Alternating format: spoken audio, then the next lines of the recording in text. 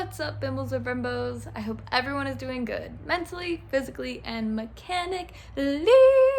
If you are new here, my name is Haley, and today we are going to be replacing the stock Boosty Boy solenoid controller thingy majiggy with, where is it? Oh. A Cobb one! It's a Cobb Boost Controller. So basically, I went to get my dyno tuned, and when we were doing the rebuild, there's this little tube that goes from the wastegate to the boost solenoid controller, whatever it's called. But it goes there, but it's got this little check bolt in it. And we didn't know, and the hose was like ripped. So we just replaced it. And so when they went to go tune it, it was only making like 9 pounds of boost. So we had to get a new boost controller. But it's going to be better for the car, and it'll make a little bit more boosty power. So it's fine. But yeah, we're gonna unbox it and then show you how to put it in. That was a bad joke.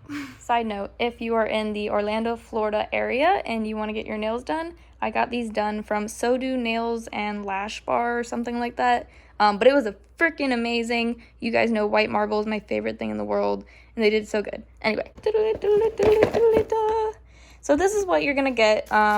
This long ass tube, which is actually better, so you can kind of measure it out and then cut where you need to. You're gonna get the actual boost controller itself. So this is a 3-port, like I said, from Cobb. They label it. So from the video I watched, 1 is gonna be for the intake side, 3 is going to be for the turbo, and then 2, I think, is gonna be for the wastegate. So you're gonna get the actual controller, and then zip ties, washers, and then of course, stickers, and a nice thank you card from John. That's nice.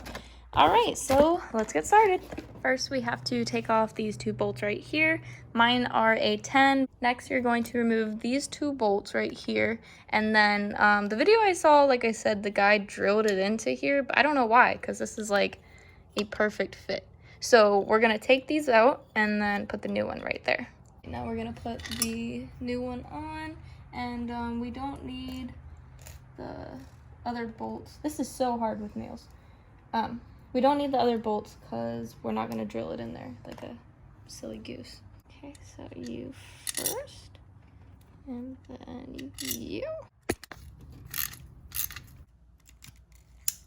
So the one on the right, number 1, is gonna go to the turbo inlet. The one on the left, number 2, that is gonna go to the wastegate, and then number 3 is gonna go to the turbo. So for the first hose, we did the turbo inlet. So I routed it from number 1 under here, and then right here to the turbo inlet. And it just started raining because Florida, but the port 2 is gonna go to the wastegate, and so we routed that one under here. Look at this cute little tie Sebastian did, thank you for that. And then to the wastegate right there.